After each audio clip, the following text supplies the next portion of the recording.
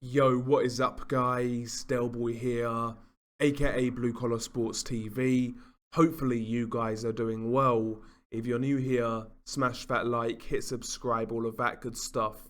So, first and foremost, before we get into this video, I just wanted to make sure you guys had a great Christmas. Hopefully, you enjoyed yourselves, you relaxed, you spent time with your loved ones, and of course, I wish you a happy new year. And hopefully you all strive and achieve great things. Now, before we get into this video, another quick one. Let me open this can of delightful liquid by the name of Stella Artois. There we go.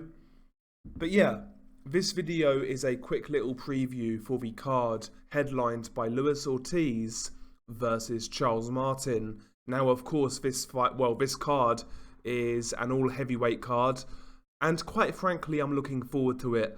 I get the guys in the US are complaining that this card is pay-per-view. And quite frankly, from an outsider looking in, it's not pay-per-view worthy. But nevertheless, I don't have to pay for it. So, you know, that is what it is.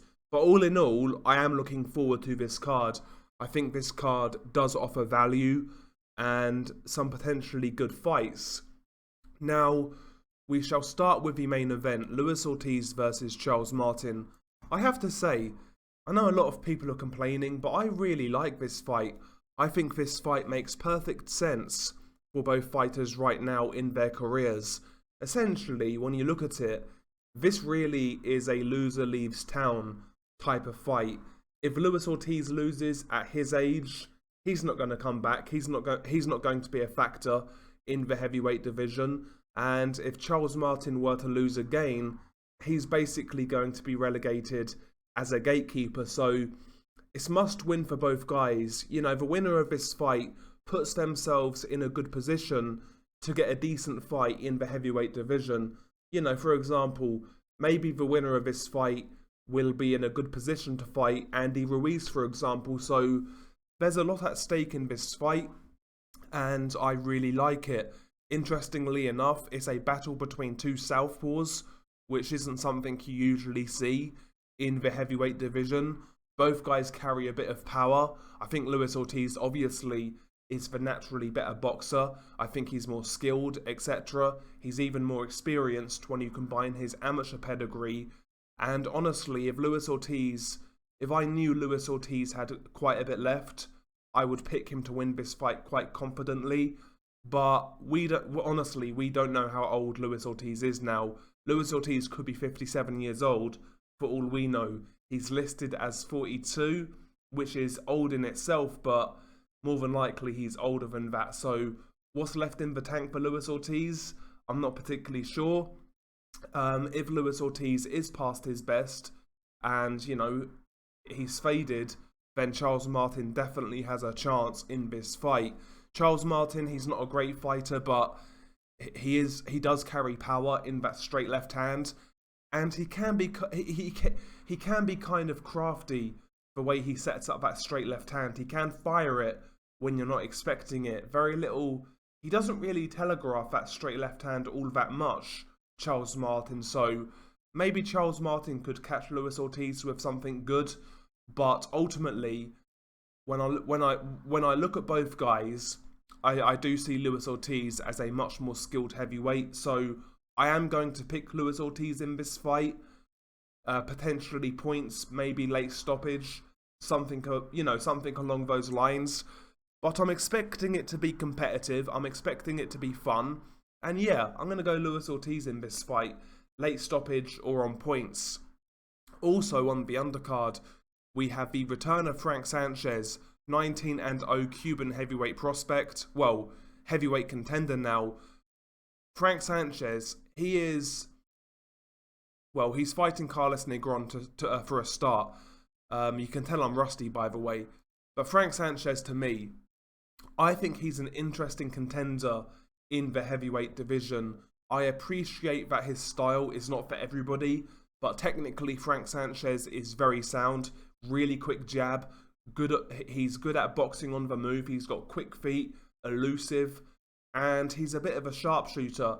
He's coming off the best win of his career. Obviously, recently he beat Efe Ajagba by a lopsided, unanimous decision, and he completely schooled Efe Ajagba in that fight, and in my opinion, he looked really good. He's taking a step down in competition against Carlos Negron. Negron he doesn't have the greatest chin, quite frankly. He is there to be knocked out, but he does carry a bit of power himself. But I'm expecting Frank Sanchez to really put on a performance in this fight. The problem with Frank Sanchez, sometimes even when he's fighting lower level guys, he doesn't really go through the gears. I think in this fight, he just needs to take care and take apart Carlos Negron and knock him out. I don't think he can really... it's not really a good look to be coming off a great win and then going the distance with Carlos Negron. So I'm expecting Frank Sanchez to really go through the gears and knock out Carlos Negron. But it'll be good to see Frank Sanchez back in the ring. We also have the rematch between Jonathan Rice and Michael Polite Coffey. Now, when they announced this fight for the undercard, I was somewhat surprised. First time around, Jonathan Rice completely took apart and knocked out Michael Polite Coffey. Before that, Michael Polite Coffey was getting a bit of hype. Michael Polite Coffey was a late starter to boxing, but he looked quite promising early on, and he knocked out a promising prospect himself by the name of Darmani Rock. And going into that first fight with Jonathan Rice, Michael Polite Coffey was expected to win, but he got fucked up and knocked out. So can he amend that? Can he avenge that defeat? I don't think so. I think Jonathan Rice will do a similar job. The first fight was so one-sided. I can't really see Michael Polite Coffey turning it around and getting the win. But, you know, both of those guys are entertaining, so this rematch could be a good bit of fun. So watch out for it. We also have... Now, to me, this is this fight right here between Gerald Washington and Ali Eren Demirezen, it doesn't really have any consequence on the heavyweight division, quite frankly, but it's a fun fight. Ali Eren Demirezen was a former Olympian for Turkey, only defeat coming by the hands of Efe Ajagba. Gerald Washington these days is a gatekeeper.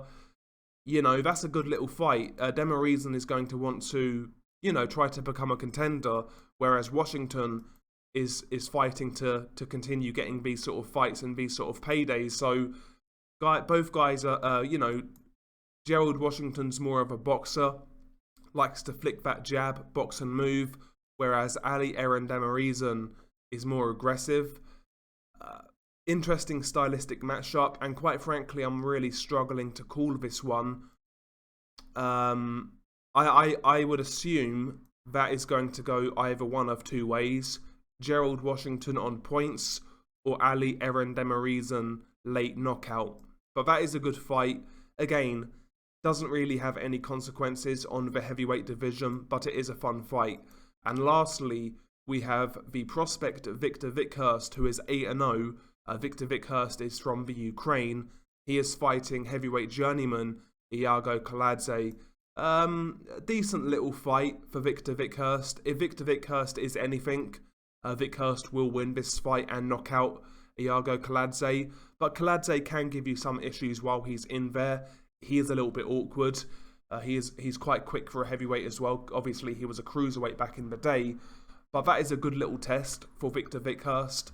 I think Victor Vikhurst is certainly somebody to worth watching. I think he is a good prospect. But decent little test there.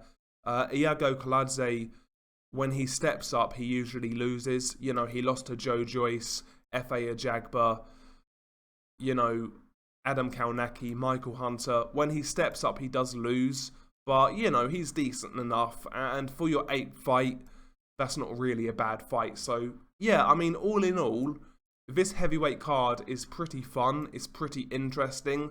It's not a pay-per-view. I do feel for you guys in the USA, but it's a good card. I mean, I don't get why Fox just didn't put this on regular Fox on New Year's Day. I think this would have done pretty good numbers, actually. But it is what it is. But it's a fun card. I'm looking forward to it. You know, so there we go. Share your thoughts below. What do you make of this card? Is there anything you're looking out for? in particular?